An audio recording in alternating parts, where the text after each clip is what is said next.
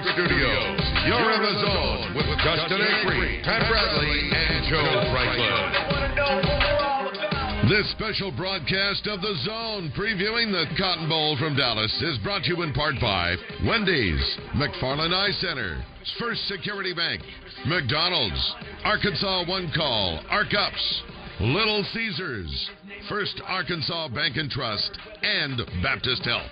Feel so unlike everybody else, alone, in spite of the fact that some people still think that they know, but no, he knows the code. It's not about the salary, it's all about reality and making some noise, making a story, making sure his click stays up. That means when he puts it down, Tox picking it up. Let's go. Anyway, he never really talks much, never concerned with status, but still even him starstruck. Humble through opportunities given despite the fact that many misjudge him because he makes a living from writing raps. Put it together himself, got a picture connects, never asking for someone's help, gotta get some respect. Welcome back in the zone, hour number 2, live from Sherlock's Pub. This is one of those days we could probably do 6 hours if we had the time, but I wouldn't subject anyone to that. We're going to talk to the first, because Pat wants me to introduce him as not former Major Leaguer Mike Brumley, but current first base coach for the Mariners, Mike Brumley, in a minute. Cool too. He's really mad, Mike. He's mad about the way I've been introducing you and teasing the fact that you're coming on. He's like, don't worry about what he's former. Talk about what he's doing now. Well, what I always wanted to know during a baseball game is what do they talk about the first baseman's with? Because you know how when there's a player on first base, they always seem to have a conversation go with the first baseman. Chit-chat. Chit-chat. Yeah. So I know, it's like the first baseman knows everybody in the league. Here's what I want to know. What do first base coaches do? I mean, the guy's running down from home. He knows to go to first. What do you do over there? We're going to find out coming up. And he's also a former Cub, which is the most important thing. So I look forward to that. And his sister is our friend from Ideal Feet, Kendall, and she's going to come on the show, too. She's really excited about it. Without further ado, though, we go to the Revolution Hotline and talk to Congressman Tim Griffin, who, again, really concerns me for him that he was apparently listening to the show. Now, maybe he heard it secondhand, and that would be okay. But yesterday we ran into Senator Moran from Kansas and had him on the show for a second. He was trying to work out a bet with Senator Bozeman from Arkansas, and Congressman Griffin got the word on this, and now he wants a piece of the action. Congressman Griffin, welcome to the zone. Well, I heard, thank you very much, I heard that politicians aren't allowed to come on this show much, and then I hear this guy from Kansas, and I'm like, I got to get that guy's communications director because he's got some pull. Maybe it's because he was walking by down there and looking down because he's about to get his tail beat, but in any event, I heard y'all had him on. I thought, well, apparently they are letting him come on, so here I am. Yeah, it wasn't on purpose, I promise you. He was just some random Kansas State dude because we hadn't seen anybody in purple because they didn't have the guts to show up over there, which is smart. And then here I am talking noise to the dude, and then I'm like, so what do you do for a living? Oh, I'm a United States Senator. I'm like, oh, I feel like an idiot right now. Thank you very much. But I'm used to that, so no big deal. He was good. He handled it good, though. Yeah, he didn't mind that I was an idiot. So are you? I wish I could be down there. I've actually got my cousin, who's a Texas A&M grad, up here. He's going to watch the game with me tonight. I got reserve duty this weekend, so I couldn't come down. But I'm going to make a really, really, really early call to Wingstop, and I'm going to eat chicken wings for hours and just have a great time. That'll be good. So have you gotten a chance to watch many games with all your I have watched I think I've watched every single game. I only got to attend one, but I found a way. If it was on television, then I was able to clear everything and watch the Razorbacks. So the only game I got to go to was Mississippi State. And it was awesome. It was so awesome. I sat with Senator Bozeman at that game, oddly enough. Yeah, he was there. We had a tailgate. We actually did a tailgate at both of the Little Rock games, and but I only got to see that second one. But man, I am so excited. I tell you, when it gets to be this time of year and these games come on, it doesn't really matter who's playing. I immediately run the teams through my head, and I say, okay, now which of these need to win or lose to make us look better? And that allows me to always, no matter who it is, I always pull for the SEC, obviously, because I'm a real SEC. I've got a lot of SEC bias going on, and I just hope my mouth doesn't get out too far in front I know we're going to take care of business tonight. And I don't have to worry about the championship game because they're both SEC. So there you go. How many congressmen does Kansas have? What's that? How many Congress representatives are from I think Kansas? they have 4. That many? Yeah, I think they have 4. I think their population is a little under ours. They're such a non-important state. I figured that they would give him like 1 maybe, just to kind of like a token. Yeah, I'll probably need to check that. And I heard a lot of Jerry's talk with y'all. He sounded like a good sport. So yeah, he seemed like a really good guy. And but we still want to beat his team for sure. So well, I was going to say it's a good thing he's got a good attitude because he's going to be beaten soundly, and he's going to lose the bet with Bozeman. But because he's such a nice guy, he'll be able to carry on. Have you ever been to a Cotton Bowl game? Cotton Bowl? I don't think I've been to a Cotton Bowl game. I've been to the Cotton Bowl. I went to the Texas Jam in '87 and '88, and I could tell you the '87 was Fahrenheit, Tesla, Poison, White Snake, Aerosmith, Boston. Oh my gosh, I love it. And Boston hadn't played before then since '77, so that was a huge deal at the time. Yeah. The next summer was when they sort of combined with Monsters of Rock, and it was Metallica, Kingdom Come, Scorpions, Van Halen, and one more that I can't remember. Great White, I think, was the other one. How could you possibly forget Great White? Come on. Yeah, '88, and they weren't in that order. The first set, or the first order I gave you for '87, that was the order. Fahrenheit, Tesla, Poison, White Snake, Aerosmith, Boston, sort of building up to the Boston relaunch. That's crazy. So I spent a lot of good. I have a lot of good memories in the actual Cotton Bowl, right. As opposed to what is this, the third year that they played the Cotton Bowl in Jerry's house? I think that's right. I think so. Second Southwest Classic was this year, and I guess this will be the third game then, right? Yeah. Yeah, I think it's a third Cotton Bowl they've played there. But in any event, this guy here sitting in front of me says second. And I trust him. He seems to know a lot of stuff about a lot of stuff. Well, so yeah. But I guarantee he's never seen Tesla in concert. So hey, let me tell you, that was we won't go there, but very good memories of the Cotton Bowl, and lots of water under the bridge since then. I understand that. Now, you're a Hendricks grad too, right? I am. I went there, believe it, I was there with Bill Vickery. That's scary. You're lucky to be alive, let alone get elected to the Congress. Now, they're bringing back football. You got to be excited about that. I am a huge advocate for that. There's a lot of people that, some people that didn't want that, particularly I think some of the faculty or whatever, but I am a huge advocate for that. I think it makes for a better, well-rounded college experience, and it's the best sport in my opinion. And so I think it's awesome. I think the last time we had played was 1960 or something. Long time ago.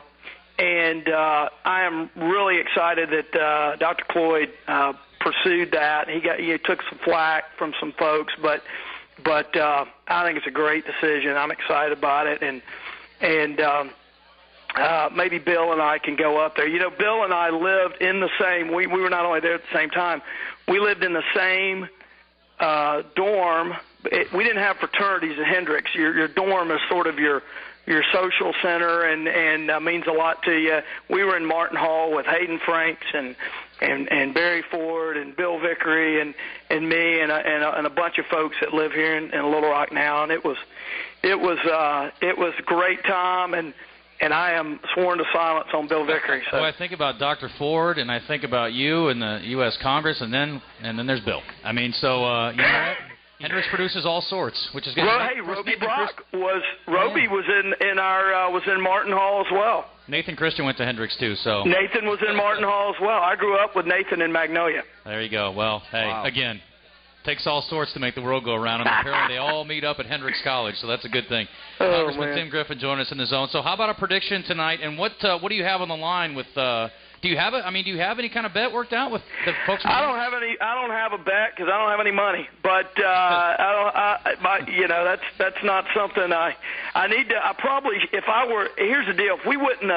If we would have been in session and I'd have been hanging around some of those Kansas folks in the days leading up to this, we probably would have done this. But when we were in D.C. a couple of weeks ago, I don't know, for whatever reason, they weren't trying to get a bet with me, and I think I know why, because we're going to crush them. I like that.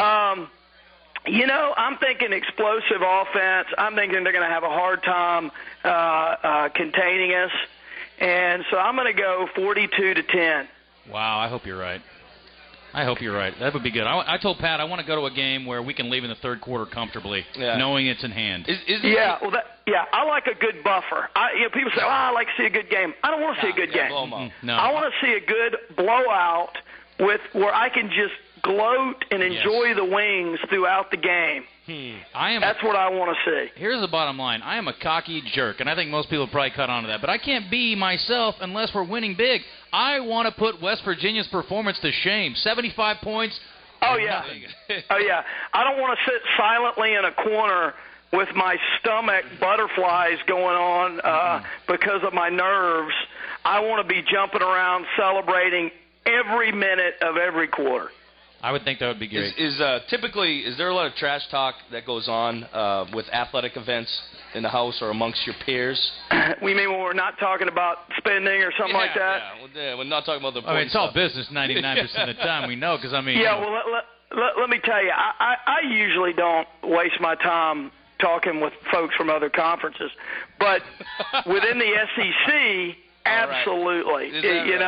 Some of my best friends in Congress are from Alabama and Mississippi, and we spend a lot of time flying with those folks, either changing planes in Atlanta or changing planes in Memphis. They're on those planes a lot. And so during the regular season, there's a lot of talk with Auburn folks. Man, the LSU-Alabama talk in Congress has been, that's almost been unethical. They almost had to open hearings on that. I mean, it's gotten pretty nasty. Who are you liking that game? LSU. Do you really? I'm picking Bama in this one, I think. LSU. I know. I don't know what it is about the Mad Hatter, but I look at him and I say, no, come on, he can't really do that. Mm-hmm. And then he eats some grass and he wins. Yeah. So I don't know. I think he'll pull it out. What coach around the country, could be professional, college, doesn't matter, do you see being the best politician if he had to transition? Because that's pretty much what they are. Right. You know what I mean? I think... Don't say bye, Petrino. No, I think Saban is... he comes across as a real level-headed guy, good with the reporters. Petrino... Petrino is someone that I think would do real well in the current political environment because he doesn't take anything off anybody. He's no nonsense. He's get the job done. He got a great poker face. I'd make sure CBS wasn't catching the, the lip sync and stuff if you're going to go into politics. But I'm a huge Petrino fan. Bobby Petrino's lip syncing on the sidelines. He must be listening to a lot of gangster rap. That's all I know. Well, I've actually got a football signed by Petrino in my office. But I tell you, I like his really disciplined, hardcore, aggressive excellence at every level and everything. Serious business approach. I mean, I just think, we got big problems in this country, and so you need somebody real serious. I think Bobby Petrino could be an impact player in politics. Now, Coach, I guess Coach Barack Obama talks about how he's going to fix. He's the head coach. The BCS playoff system. Is there really any talk up there? Do you think that at any point in time they're too busy clearing up steroids? Here's the deal. Is that even possible that anybody up there can actually make the playoff system? Well, my view is this: the federal government has got huge problems.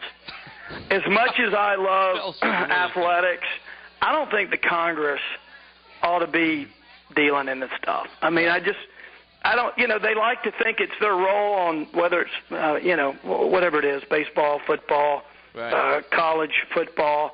I just think, let other folks work it out. I've got my opinions on how this ought to go. Yes. I think if we did a playoff system, we'd probably have, we'd probably be playing the SEC season all over again. But that I just don't think Congress has the time and really the role to be messing with college athletics schedules and playoffs and all that.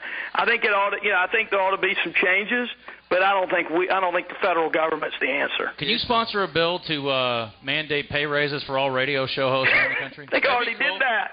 You did? It's called the Radio Freedom Act, man. Well, that was just they were trying to screw us over on our payments to the licensing folks. We're freezing everybody's, including ourselves. So hey, just y'all may be an exception. I don't know. Congressman, just because you got to take a pay cut doesn't mean we should have to. That's what I. Well, we'll see. We'll see how many times I get to come on here. Maybe we can talk through the next time. I don't know. Listen, the FCC frowns on payola, plugola, but listen, I'm okay with it. So it's all good. We can work it out. Well, listen, thanks for coming in, and we'll all be watching the game.